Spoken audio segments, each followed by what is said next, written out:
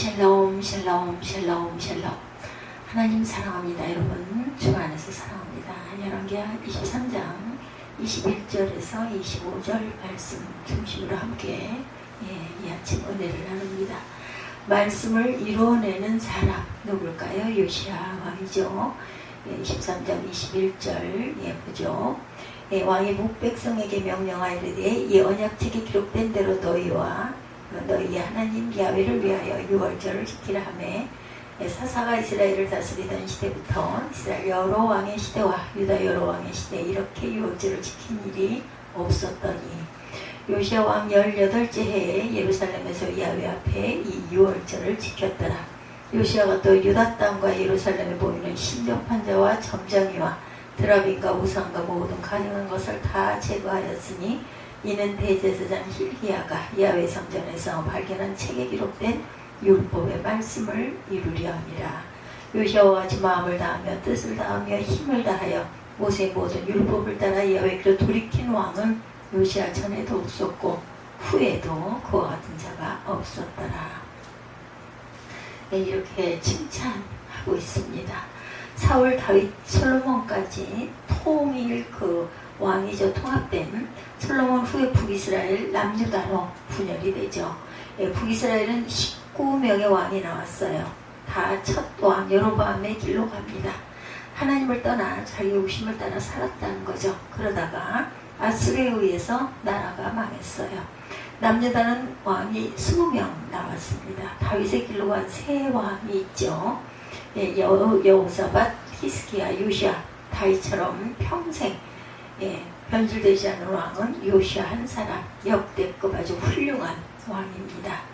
요시야의 할아버지는 므낫세 왕 아칸 왕이죠. 55년간 통치를 했고 열왕기 21장 6절에 야훼께서 보시기에 악을 많이 행하여 그 진노를 일으켰으며 이렇게 증거합니다. 역대급 악한 왕이다.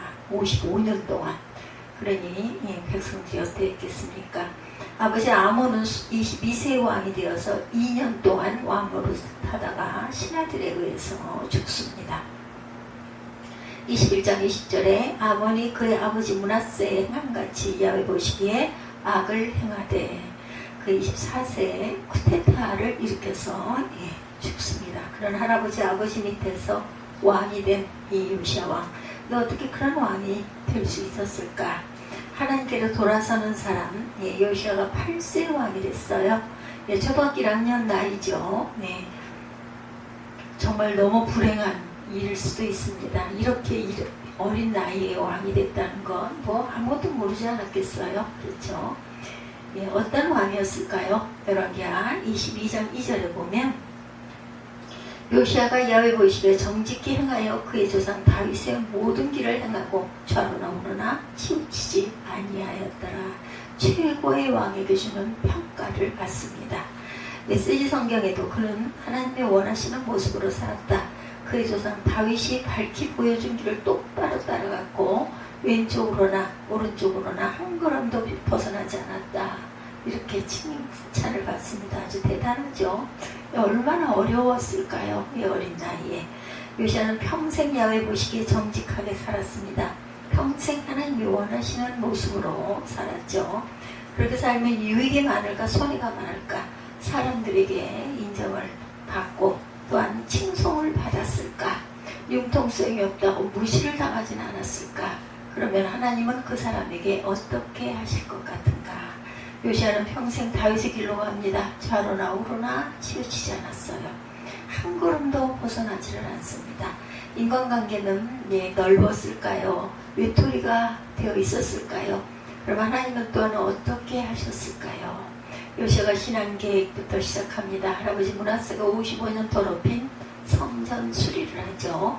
열왕기 22장 3절에 요시야 왕 18째 해 왕이 서기관 사방 서기관 사밧을 야훼 성전에 보내며 이르되 이렇게 증거하고 있어요.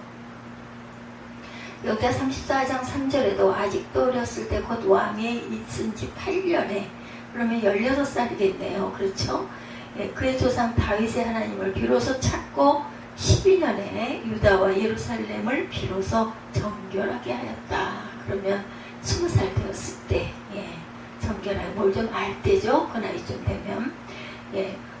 58년 16세에 하나님을 찾기 시작했고 중삼학년 나이죠.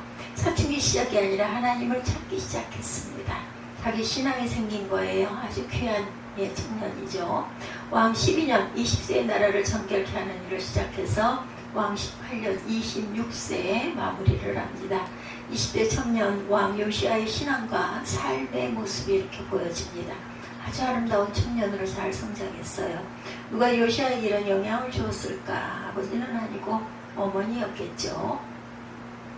정치적인 상황, 안보 상황이 매우 심각한 때이기도 했습니다. 그런데 요시아는 그렇게 해요. 심각했기 때문에 아마 그렇게 했을 것입니다. 진짜 하나님이 함께 해주셔야 하니까. 그러니까 요시아는 전심으로 하나님께 돌아온 거죠. 우리도 하나님께로 돌아와야 할 것입니다.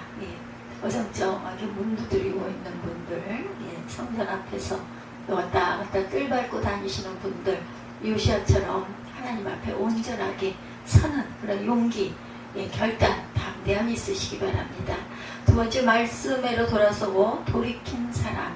성전을 수리하는 중에 제사장 hilkiya가 율법책을 발견하죠. 왕 앞에서 율법책을 읽습니다. 22장 11절에 보면 이렇게 하죠. 왕이 율법책을 듣자 곧 그의 옷을 찢으니라, 이렇게 증거하고 있어요. 열왕기 22장 13절에도 우리 조상들이 이 책의 말씀을 듣지 아니하며 이 책이 우리를 위하여 기록된 모든 것을 행하지 아니하였으므로 야훼께서 우리에게 내리신 진노가 크도다, 이렇게 말씀하고 있어요. 말씀을 듣는데 그 말씀이 거울이 되어 그 시대에 죄가 보입니다. 하나님의 경고가 들려요. 병원과 세마라이를 찍어요. 조직검사를 합니다. 암이에요. 저는 건강해요. 성경 말씀에 MRI처럼 우리의 내면을 찍어서 이렇게 보여주었다라는 거죠. 의사의 진단처럼 경고합니다. 요시아처럼 나 자신을 보는 눈이 열리고 하나님의 경고를 듣는 귀가 열리기를 주님의 이름으로 축복합니다. 저 또한 마찬가지입니다. 예외가 아니죠. 저는 오히려 더 그런 부분이 더 심해야 합니다. 요시아처럼 나 자신을 보는 눈이 열리고 하나님의 경고를 듣는 귀가 열리기를 주님의 이름으로 소원합니다. 요시아가 사람을 보내어 선지자 훌다에게 하나님의 뜻을 묻게 합니다. 왜 에레미야 선지자에게 묻지 않았을까? 히스기야는 이사야 선지자와 협력했었는데 요시아는 왜 에레미야와 협력하는 모습이 안 나왔을까 궁금하기도 하죠. 아시는 분은 알려주시기 바랍니다.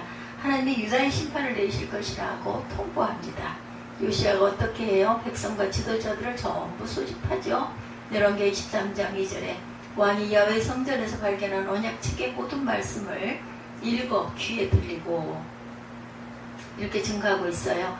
왕이 직접 말씀을 읽어주었다. 읽어주기만 하면 끝일까요? 아니죠.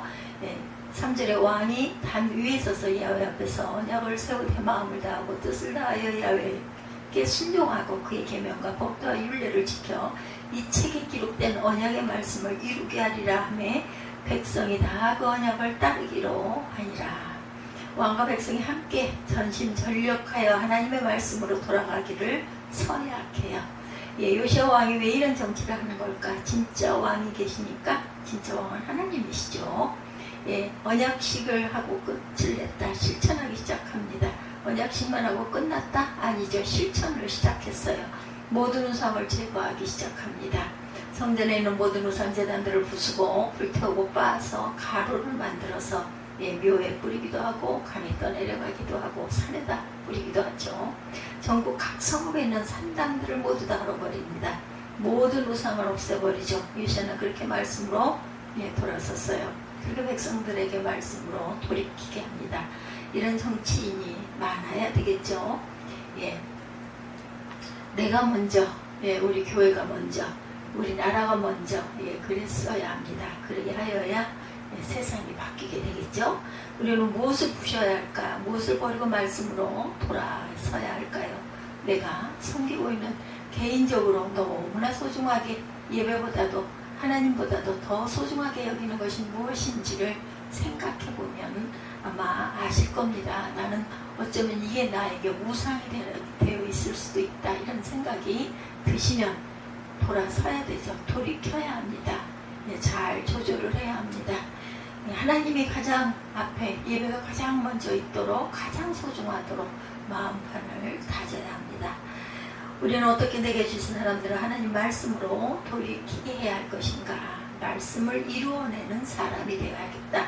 요시아가 6월절 절기를 지켰어요. 23장 21절에 보면 이 언약책에 기록된 대로 너희 하나님 야훼를 위하여 6월절을 지키라, 이렇게 말씀하고 있죠. 이 언약책에 기록된 대로입니다. 내 맘대로, 내 뜻대로, 내 하고 싶은 대로, 내 기분대로가 아니라 언약책에 기록된 대로. 롯데 35장 7절에 요시아가 백성들에게 자기의 소유 양떼 중에서 어린 양과 어린 염소 3만 마리와 수소 3천 마리를 내어 6월절 제물로 주매. 어떻게 예배를 드려요? 최고의 예물을 드려서 드립니다. 요시아가 전무후무한 예배를 드렸어요. 이런 게 23장 20절에 사사가 이스라엘을 다스리던 시대부터 이스라엘 여러 왕의 시대와 유다 여러 왕의 시대에 이렇게 6월절을 지킨 적이 없었더니 이렇게 증거합니다. 23장 22절 말씀이죠. 사사가 이스라엘을 다스리던 시대부터 이스라엘 여러 왕의 시대와 유다 여러 왕의 시대 이렇게 6월절을 지킨 일이 없었더니 요시아와 18째 해에 예루살렘에서 야훼 앞에 이 6월절을 지켰더라. 이렇게 22절 23절에 또한 요시아가 유다 땅과 예루살렘에 보이는 신적 판재와 점장이와 드라빔과 우상과 모든 가증한 것을 다 제거하였으니 이는 대제사장 hil기야가 야훼 성전에서 발견한 책에 기록된 율법의 말씀을 이루려 함이라, 이렇게 말씀하고 있어요. 언약책에 기록된 대로 역대하 35장 7절에도 요시아가 백성들에게 자기의 소유 양떼 중에서 어린 양과 어린 염소 3만 마리와 수소 3천 마리를 내어 6월절 제물로 주매, 이렇게 기록되어 있습니다. 어떻게 예배를 드려요? 최고의 예물을 드려서 드립니다. 요시아가 전무후무한 예배를 드렸다. 23장 20절에 사사가 이스라엘을 다스리던 시대부터 이스라엘 여러 왕의 시대와 유다 여러 왕의 시대 이렇게 6월절을 지킨 적이 없었더니 예배를 받으신 하나님의 마음이 어떠셨을까? 우리가 그런 예배를 드리기를 소망합니다. 우상 제사장들과 모든 가증한 우상을 또 제거하죠. 23장 24절에 3절과 24절에 이 언약의 말씀을 이루게 하리라. 이유가 뭐예요? 말씀을 이루려고. 24절에도 기록된 율법의 말씀을 이루려 함이라, 이렇게 증거해요. 왕의 명령은 어명이다, 이렇게 얘기하죠. 충성된 신하는 어명을 어떻게 받들어요? 요시아 왕은 하나님이셨어요. 그렇죠? 신하가 어명 받듯이 말씀을 이루어냅니다. 그렇게 평생을 살았어요. 자기 할아버지 아버지 시대는 넓은 문 넓은 길로 가는 시대였지만 요시아 왕은 자기 시대를 이끌고 좁은 문 좁은 길로 갑니다. 그 시대가 잘 따라왔을까? 전혀 그렇지 않았습니다. 자식들도 안 따라옵니다. 그런데도 평생 그 길을 갑니다. 얼마나 외로웠을까요? 얼마나 또한 고독했고 얼마나 힘이 들었을까요? 때때로 그죠? 정말 힘들었을 것 같아요. 포기하고 싶기도 했을 것 같아요. 두렵기도 했을 것 같습니다. 성경은 요시아를 이렇게 인정합니다. 23장 25절에 요시아가 집 마음을 다하며 뜻을 다하며 힘을 다하여 모세의 모든 율법을 따라 야훼께로 돌이킨 왕은 요시아 전에도 없었고 후에도 그와 같은 자가 없었더라. 요시아처럼 전심으로 말씀을 이루어내는 사람은 전무후무하다고 가족, 이웃, 말씀으로 돌이키는 저와 여러분들이 되셔야겠죠. 요시아처럼 마음과 힘을 합하여 온 힘을 다하여서 가족을 돌이키고 이웃을 돌이킬 줄 아는, 돌이키려고 하는 그러한 열정을 가지시기를 주님의 이름으로 축복합니다. 안타깝게도 너무 귀한 요시아 생애가 해피엔딩으로 끝나지를 않아요. 슬프게 끝이 납니다. 애국과의 전쟁에서 죽죠. 그 당시 바벨론이 신흥제국으로 일어날 때였어요. 기존 강국인 애국과 아수르와 동맹을 맺습니다. 애국이 바벨론을 치려고 전쟁을 일으켜요.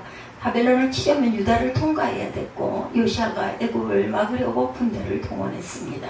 그때 애국왕 느고가 요시아에게 말하죠. 애국왕 느고가 역대 35장 21절에 하나님이 나에게 명령하사 속히 하라 하셨은즉 그대는 하나님을 거스르지 말라. 그대를 멸하실까 하노라 하나 요시아가 말을 듣지 않죠. 하나님의 입에서 나온 느고의 말을 듣지 않고 무기토 골짜기에서 싸웁니다. 예, 그 전쟁에서 요시아가 활에 맞아서 그만 젊은 나이 39세로 죽게 되죠. 너무나 안타깝고 아깝습니다. 요시아의 문제는 무엇이었을까? 무슨 이유인지 그때는 하나님의 말씀을 가볍게 여겼어요. 내 감정, 내 생각이 말씀보다 앞섰던 거죠. 그래서 내 감정, 내 생각을 말씀보다 앞서게 하지 않도록 해야겠다. 요시아처럼 큰일 날 수가 있다. 나라도 점점 기울어지다가 바벨론이가 완전히 망합니다. 하나님이 망하게 하셨죠. 열왕기 25장 26절에 유다를 향하여 내리신 그 크게 타오르는 진노를 돌이키지 아니하셨으니 이런 므낫세가 야훼를 경노하게 한 그 모든 경로 때문이라.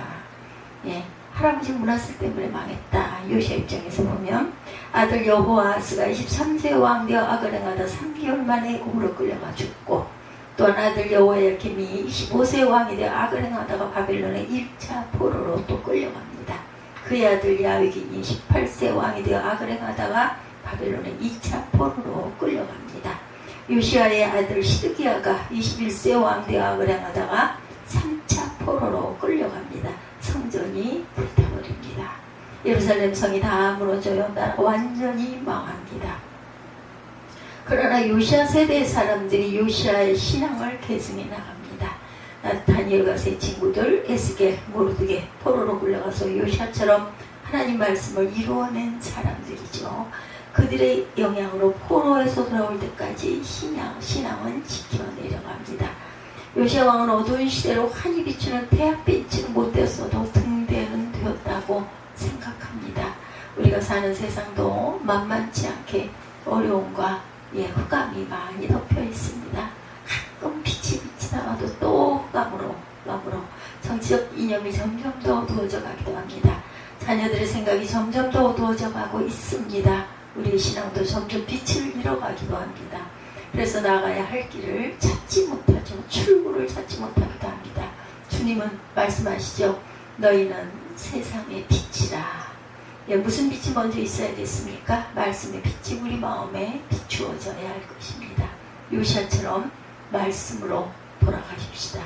말씀으로 돌이키는 저와 여러분들이 되시기를, 말씀을 이루어내는 저와 여러분들이 되시기를 주님의 이름으로 축복합니다.